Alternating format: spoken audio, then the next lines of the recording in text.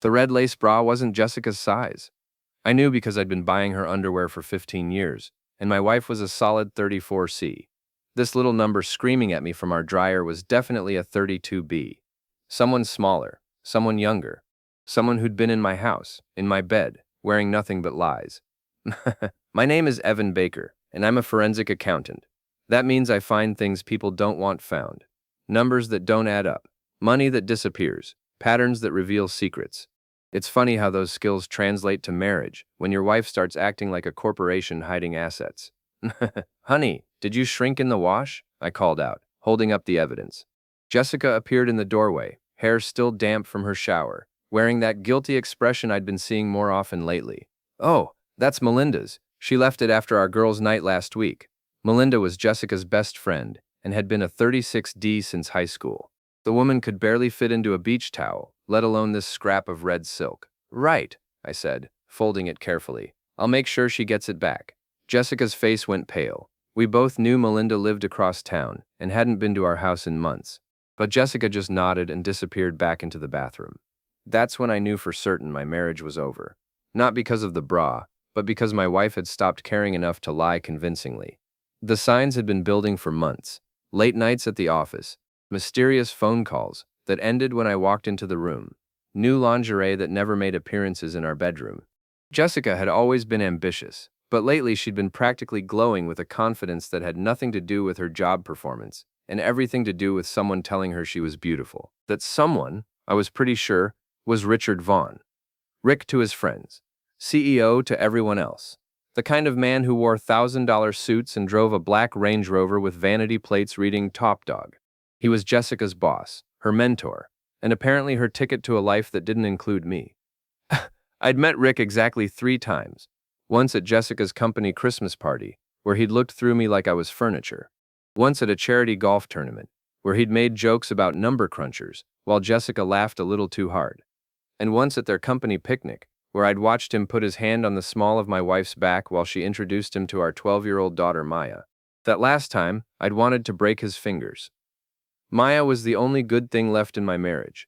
Smart as a whip, funny in that brutal way only kids can be, and completely unimpressed by her mother's newfound obsession with status and success. She'd inherited my sarcasm and Jessica's ambition, which made her dangerous in the best possible way.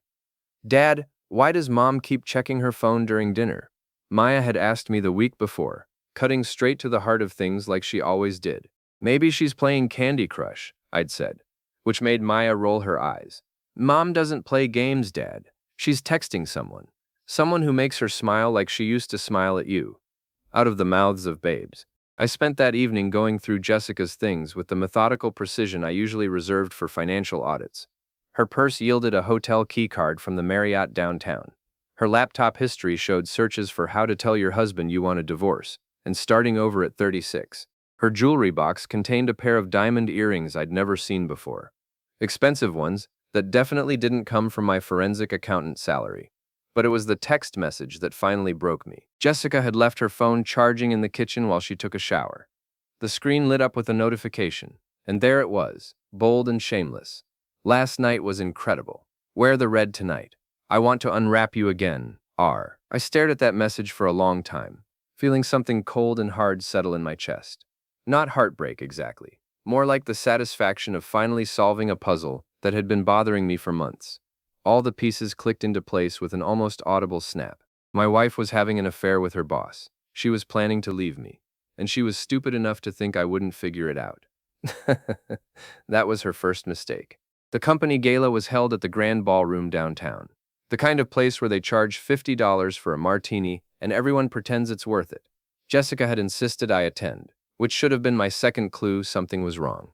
She usually preferred to keep her work life and home life completely separate, especially when it came to events where she could network with important people. It's important that you're there, she'd said, adjusting my tie with hands that smelled like expensive perfume. Rick specifically asked about you. I'll bet he did. The ballroom was packed with Jessica's colleagues, all of them dressed like they were auditioning for a role in a movie about successful people.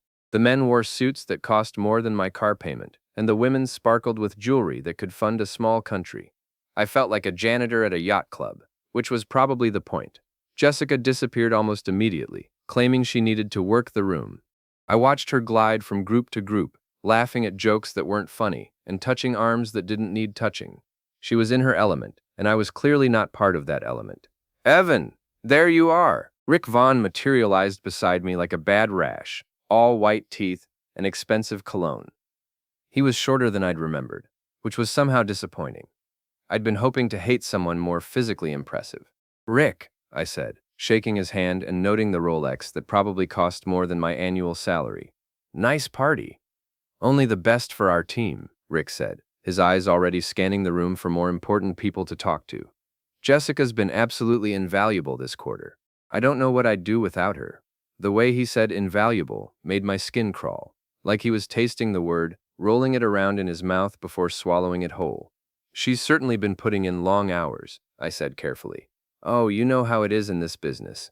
Success requires sacrifice. Late nights, weekend meetings, business trips." Rick's smile was sharp enough to cut glass. "Of course, not everyone understands that level of commitment." Num. There it was, the dig I'd been waiting for. Rick wasn't just sleeping with my wife, he was making sure I knew it. He wanted me to feel small, insignificant, like an obstacle to be removed, rather than a person to be respected. Num. I understand commitment, I said, pulling out my phone and pretending to check messages. "I'm actually recording this conversation, for posterity." Rick's smile faltered for just a moment, but he recovered quickly. "Recording? How thorough of you. Occupational hazard. I'm in the business of documentation." I slipped the phone back into my pocket, making sure the record button stayed on. "You'd be amazed what people reveal when they think no one's paying attention." Before Rick could respond, Jessica appeared at his elbow like a heat-seeking missile. She was flushed and slightly breathless, as if she'd hurried over to prevent exactly this kind of conversation. "There you are," she said brightly, taking Rick's arm in a way that was definitely not professional. "I've been looking everywhere for you." "Just getting to know your husband better," Rick said, his eyes never leaving mine. "He's interesting." "Evan's full of surprises," Jessica said, and I couldn't tell if that was a warning or a threat. I excused myself and spent the next hour wandering the ballroom, nursing a beer and listening to conversations that revealed more than their speakers intended.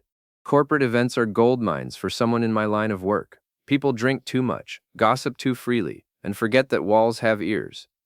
That's how I learned that Rick had a reputation for mentoring young female employees, that Jessica wasn't his first married conquest, that there were rumors about shell companies and questionable expense reports, that the board of directors was starting to ask uncomfortable questions about Rick's management style. And that's how I learned that Jessica and Rick were planning to disappear together during the party.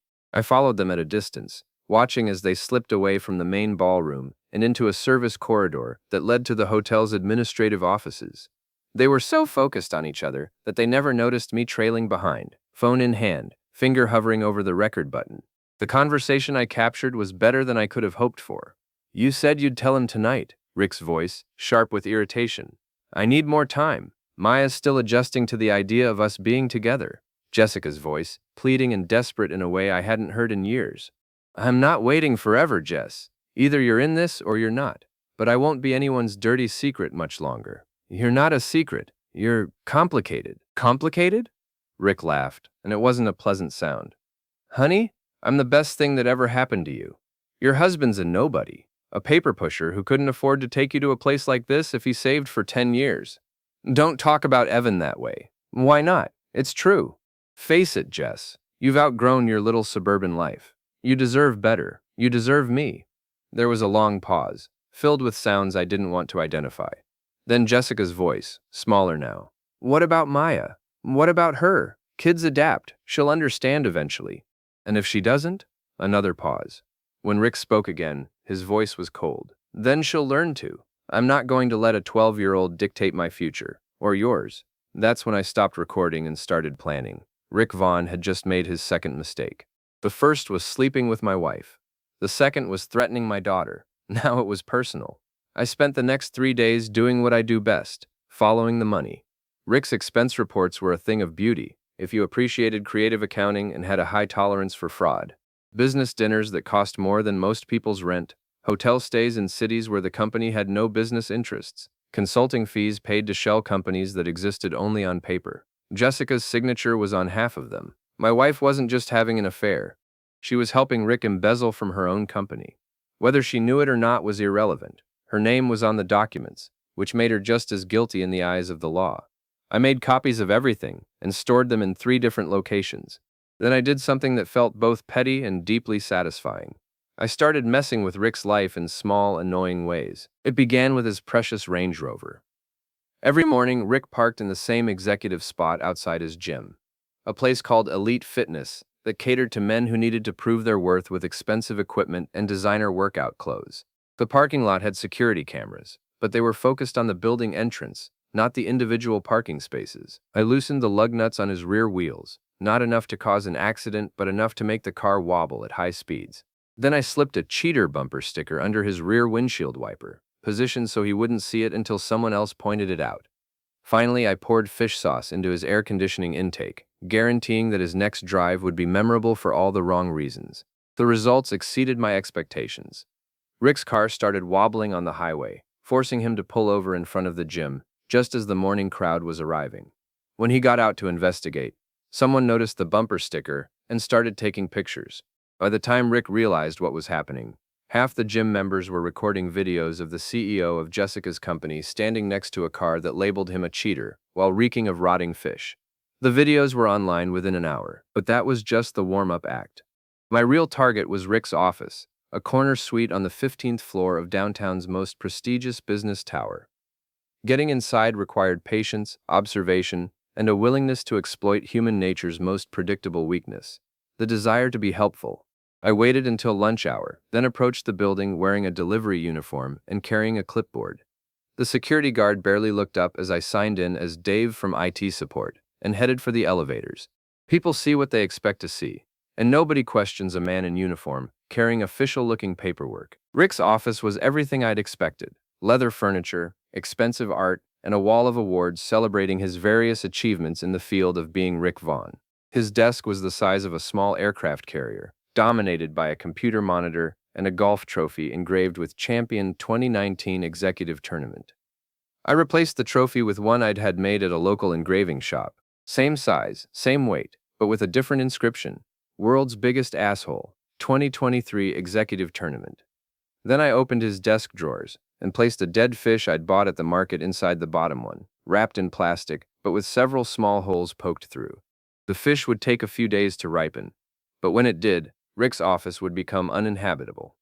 I was photographing some interesting documents I'd found in his filing cabinet when I heard voices in the hallway. Rick was returning early from lunch, and he wasn't alone. I could hear Jessica's voice, along with someone else I didn't recognize. There was nowhere to hide except behind the heavy curtains that covered the floor-to-ceiling windows. I pressed myself against the glass and tried not to breathe as the office door opened. Told you the board was asking questions, Jessica was saying. Maybe we should slow down, be more careful. The board can ask all the questions they want, Rick replied. By the time they figure out what's happening, we'll be long gone. Gone where? The third voice belonged to a man I didn't recognize, older and more cautious than Rick. Cayman Islands, initially. Then maybe Switzerland. I've got accounts set up, properties purchased, everything's ready. And the money? Transferred gradually over the past 6 months. Small amounts, different accounts, nothing traceable. By my calculations, we've moved about 2.3 million so far. Jessica gasped. 2.3 million? Rick, I thought we were talking about a few 100,000. Relax, sweetheart. It's not like they're going to miss it. This company makes that much in a week. But if we get caught, we won't get caught. And even if we do, you're clean. All the transfers were authorized by me. Your signature just makes it look legitimate. I was recording everything, of course. My phone was in my pocket, capturing every word of their confession. But I was also thinking about Jessica, about the woman I'd married 15 years ago, who would never have participated in something like this. Either she'd changed more than I'd realized, or Rick was manipulating her in ways she didn't understand. Either way, she was in serious trouble. The conversation continued for another 10 minutes, covering details about offshore accounts, forged documents, and exit strategies. When they finally left, I waited another 15 minutes before emerging from my hiding spot. I now had enough evidence to destroy Rick Vaughn and probably send him to prison. The question was whether I wanted to take Jessica down with him. That decision would have to wait. First, I had a golf trophy to admire. Maya was the one who told me about the school meeting. Mom's picking me up early on Friday, she said over breakfast, not looking up from her cereal. Some kind of parent conference thing.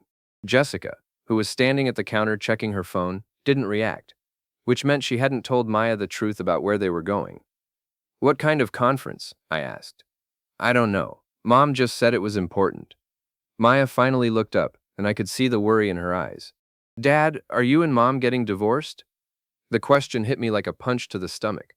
Jessica's phone clattered to the counter, and for a moment the kitchen was completely silent. Why would you ask that? Jessica said finally. Because you never talk to each other anymore.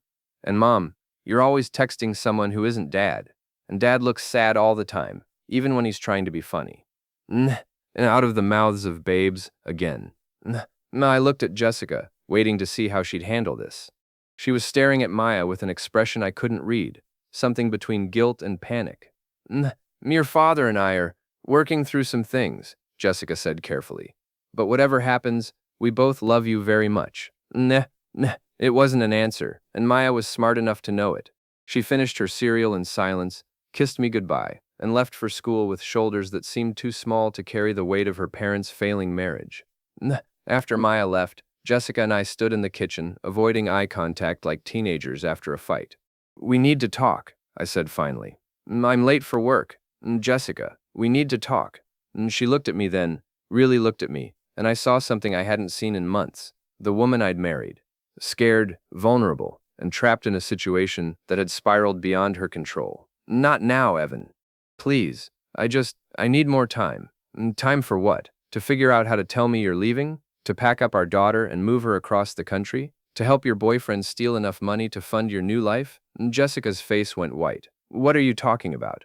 I pulled out my phone and played back 30 seconds of the recording I'd made in Rick's office. Jessica's voice filled the kitchen, discussing offshore accounts and exit strategies with the casual tone of someone ordering coffee. When it finished, Jessica sank into a chair like her legs had given out. How long have you known? She whispered. About the affair? Months. About the embezzlement? 3 days. It's not what you think. It's exactly what I think. You're sleeping with your boss and helping him steal from your company. The only question is whether you're doing it willingly or whether he's manipulating you. Jessica was crying now, quiet tears that made her look younger and more fragile than she had in years. I never meant for any of this to happen, she said. It started so small. Rick would ask me to sign papers, authorize transfers, approve expenses. He said it was normal, that all executives did it. And then you were in too deep to get out. She nodded. He has evidence of everything I signed. If this comes out, I'll go to prison. Maya will lose both her parents. Not if we handle this right. Jessica looked up at me with something that might have been hope. What do you mean? I mean, Rick made a mistake when he involved you. He created a witness, someone who can testify about his methods and motivations, someone who can help the authorities understand that she was coerced. You'd do that after everything I've done? I thought about that question for a long time. Jessica had betrayed me, lied to me, and planned to leave me for another man. She'd participated in criminal activity and put our daughter's future at risk. By any reasonable standard, I should have been planning my own exit strategy. But she was also the mother of my child and the woman I'd loved for 15 years. And despite everything, I could see that she was as much a victim in this situation as anyone else. I'd do it for Maya, I said finally. But there are conditions. Anything. First, you end things with Rick. Today, permanently. Done. Second, you cooperate fully with whatever investigation follows. You tell the truth, the whole truth, and you don't try to protect him. I understand. Third, after this is over, we get divorced. Quietly, amicably, but permanently. I'll make sure you get custody of Maya and enough support to start over somewhere safe. Jessica nodded, tears streaming down her face. What about you? I'll be fine. I'm good at starting over. It wasn't entirely true, but it wasn't entirely false either. I'd been starting over since the day I realized my marriage was ending. The only difference now was that I had a plan. And Rick Vaughn was about to discover just how thorough my plans could be. The board meeting was scheduled for Monday morning at 9 o'clock sharp. I knew because I'd been invited to attend as an independent financial consultant by Eldon Crawford, the company's board chairman and Rick's least favorite person in the corporate hierarchy. Eldon was old money, The kind of man who wore suits that cost more than most cars, but looked like he'd owned them for decades. He'd built his fortune in manufacturing back when that meant something, and he had no patience for the flashy, high-tech approach that Rick represented. "Your wife mentioned you might be able to help us with some irregularities we've discovered," Eldon had said when he called. "Apparently you have experience with forensic accounting." "Some experience," I'd agreed. "What kind of irregularities? The kind that could land people in federal prison?"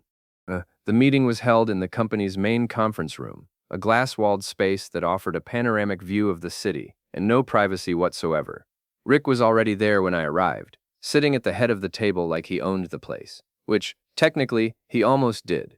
He looked surprised to see me, then annoyed, then worried. "Good.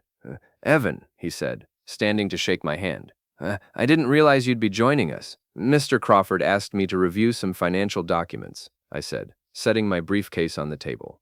"Apparently there are some questions about expense reporting and fund transfers." Rick's smile was tight enough to crack. "I'm sure any questions can be cleared up quickly. We run a very transparent operation here." "Transparent," I repeated, savoring the word. "That's an interesting choice of terminology." Other board members filed in over the next few minutes.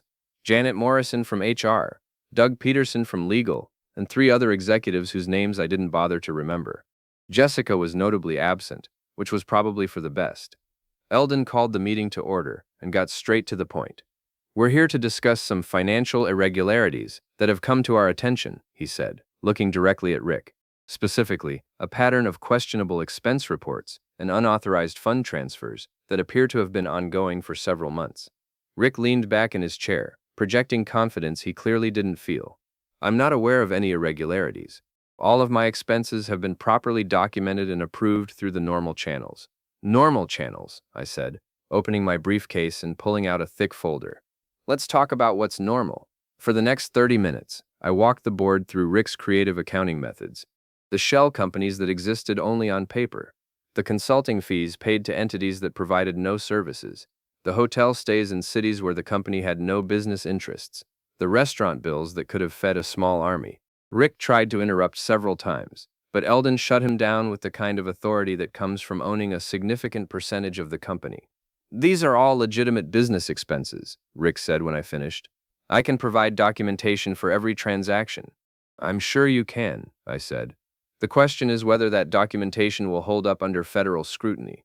"Federal scrutiny?" Rick's voice cracked slightly. "Well, when you're talking about $2.3 million in potentially fraudulent transfers, the FBI tends to take an interest." The room went dead silent. Rick's face cycled through several colors before settling on a shade of gray that matched his expensive suit. "2.3 million?" Eldon's voice was dangerously quiet. "That's my conservative estimate," I said, pulling out another folder. "Based on the documents I've reviewed, Mr. Vaughn has been systematically transferring company funds to offshore accounts for at least 6 months. The transfers were disguised as legitimate business expenses and authorized using forged signatures and falsified documentation." "That's impossible," Rick said, but his voice lacked conviction. "All transfers were properly authorized. Jessica Baker signed off on every transaction." "Ah, yes, Jessica," I smiled at Rick, and it wasn't a pleasant expression. "Let's talk about Jessica." I played the recording I'd made in Rick's office, the one where he bragged about manipulating Jessica into signing documents she didn't understand. The one where he discussed his exit strategy and his plans to leave her holding the bag if things went wrong. When the recording finished, the silence in the room was absolute. "You son of a bitch," Janet Morrison said finally. "You were setting her up." Rick was sweating now, beads of perspiration visible on his forehead despite the air conditioning. "That recording was made illegally. It can't be used as evidence." "You're right," I said. "It can't be used in court, but it can be used by this board to make personnel decisions." Eldon stood up, his face carved from stone. "Richard Vaughn, you are hereby terminated from your position as CEO of this company, effective immediately. Security will escort you from the building, and you are not to return under any circumstances." "You can't do this," Rick said, standing as well. "I have contracts, severance agreements." "You have nothing," Eldon said. "Your employment contract includes a morality clause and a provision for immediate termination in cases of criminal activity. Both apply here." 2 security guards appeared in the doorway, as if summoned by magic. They were large, professional, and completely unsympathetic to Rick's protests as they escorted him from the room. As the door closed behind them, Eldon turned to me. "What about Jessica?" "Jessica was a victim," I said. "She was manipulated into signing documents she didn't understand by someone in a position of authority. She's prepared to cooperate fully with any investigation and to testify against Mr. Vaughn if necessary." "And you? What do you get out of this?" I thought about that question for a moment. What did I get? My wife back? My marriage? My old life? No, those things were gone, and no amount of revenge could bring them back. "I get to know that my daughter won't grow up thinking her father was too weak to fight back," I said finally. Eldon nodded slowly. "That's worth something." "Yes," I said, packing up my files. "It is." The news broke on a Wednesday morning. "Local CEO arrested in embezzlement scheme," read the headline in the business section, accompanied by a photograph of Rick being led away in handcuffs. The article mentioned an unnamed co-conspirator who was cooperating with authorities, but Jessica's name was kept out of the press. I was drinking coffee and reading the story when Maya came downstairs for breakfast. "Is that Mom's boss?" she asked, looking at Rick's picture. "Former boss," I said. "He got fired." "Good. I never liked him." "Why not?" Maya poured herself a bowl of cereal and sat down across from me. "He looked at Mom the way Tommy Peterson looks at the cookies in the cafeteria, like he wanted to eat her up. Sometimes my daughter's insights were terrifying." Jessica came down a few minutes later, looking like she hadn't slept in days, which, knowing Jessica, she probably hadn't. She'd been meeting with lawyers and federal agents for the past week, telling her story over and over until it became a rehearsed recitation of facts and dates. "How are you holding up?" I asked. "I'm tired," she said, pouring herself coffee with hands that shook slightly. "But my lawyer thinks the prosecutor will accept a plea agreement. Community service, restitution, probation, no jail time." "That's good." "Is it? I still destroyed our marriage. I still betrayed you and put Maya at risk. I still made the stupidest decisions of my life." Maya looked up from her cereal. "Mom, are you and Dad getting divorced?" Jessica and I exchanged glances. We'd been avoiding this conversation for weeks, but Maya deserved the truth. "Yes," Jessica said quietly, "we are." "Because of your boss?" "Because of choices I made. Bad choices." Maya nodded solemnly, processing this information with the seriousness of a Supreme Court justice. "Will I still get to see both of you?" "Of course," I said. "We're getting divorced, but we're still your parents. That never changes. And we'll still love you just as much," Jessica added. "Both of us." Maya finished her cereal and stood up. "Okay, but I want to live with Dad." The words hit Jessica like a physical blow. She actually stepped backward, her face crumpling with pain and surprise. "Maya," she started. "I'm sorry, Mom. I love you, but I'm mad at you right now. Maybe I won't be mad forever, but I am now. And Dad didn't do anything wrong except trust you." Maya kissed my cheek, grabbed her backpack, and headed for the door. "I'll see you after school, Dad." And after she left, Jessica sank into a chair and started crying. Not the quiet, dignified tears she'd been shedding for weeks, but the ugly, broken sobs of someone whose world had completely collapsed. I wanted to comfort her. Despite everything, I wanted to put my arms around her and tell her it would be okay. But I couldn't. Too much had happened. Too much trust had been broken. Instead, I sat across from her and waited for the storm to pass. "She hates me," Jessica said finally. "She's 12. She doesn't understand the complexities of adult relationships. She just knows that her family is broken and she needs someone to blame. She's right to blame me. Maybe, but she's also right to forgive you eventually. Kids are resilient that way." Jessica looked at me with red-rimmed eyes. "How are you so calm about all of this? I destroyed everything we built together, and you're acting like it's just business." "Maybe because it feels like business now. We're dissolving a partnership that stopped working. It's painful, but it's not personal anymore." "Not personal? Evan, I cheated on you. I lied to you. I participated in criminal activity. How is that not personal?" I thought about that question for a long time. How do you explain that betrayal, once it reaches a certain level, becomes almost abstract? That the person who could hurt you that badly stops being someone you love and becomes someone you used to know. "Because the woman I married wouldn't have done those things," I said finally. "So either you changed, or I never really knew you in the first place. Either way, the Jessica I fell in love with 15 years ago doesn't exist anymore." "That's the cruelest thing you've ever said to me." "Maybe, but it's also the truest." Jessica stood up, wiping her eyes with the back of her hand. I should pack some things. I'm staying with Melinda until I can find my own place. Take your time. The house is paid off, and Maya needs stability. You can stay as long as you need to. I can't stay here, Evan. Not with you being so reasonable. I need you to be angry with me. I need you to yell and throw things and act like a normal person whose wife just blew up their life. Whoa, sorry to disappoint you. Jessica grabbed her purse and headed for the door, then stopped and turned back. For what it's worth, I am sorry. Sorrier than you'll ever know. I know, I said. But sorry doesn't fix anything. It just makes